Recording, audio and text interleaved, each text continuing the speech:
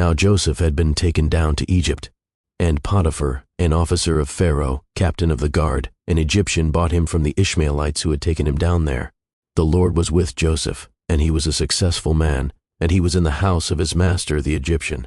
And his master saw that the Lord was with him, and that the Lord made all he did to prosper in his hand. So Joseph found favor in his sight, and served him. Then he made him overseer of his house, and all that he had he put under his authority. So it was, from the time that he had made him overseer of his house and all that he had, that the Lord blessed the Egyptian's house for Joseph's sake, and the blessing of the Lord was on all that he had in the house and in the field. Thus he left all that he had in Joseph's hand, and he did not know what he had except for the bread which he ate.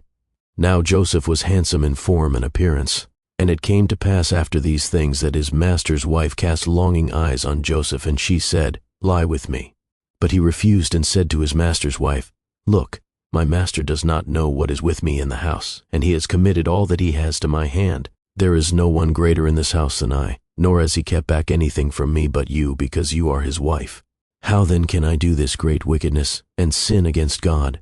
So it was, as she spoke to Joseph day by day, that he did not heed her, to lie with her or to be with her. But it happened about this time, when Joseph went into the house to do his work, and none of the men of the house was inside, that she caught him by his garment, saying, "Lie with me." But he left his garment in her hand, and fled and ran outside. And so it was, when she saw that he had left his garment in her hand and fled outside, that she called to the men of her house and spoke to them, saying, "See, he has brought into us a Hebrew to mock us. He came in to me to lie with me, and I cried out with a loud voice. And it happened, when he heard that I lifted my voice and cried out, that he left his garment with me, and fled and went outside. So she kept his garment with her until his master came home.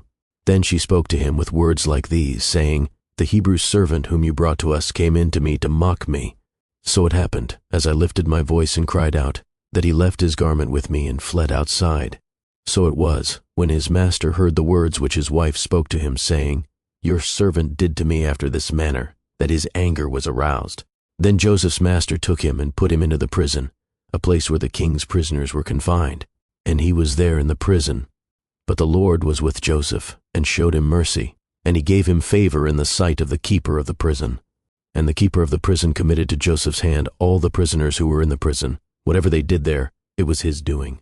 The keeper of the prison did not look into anything that was under Joseph's authority, because the Lord was with him, and whatever he did, the Lord made it prosper.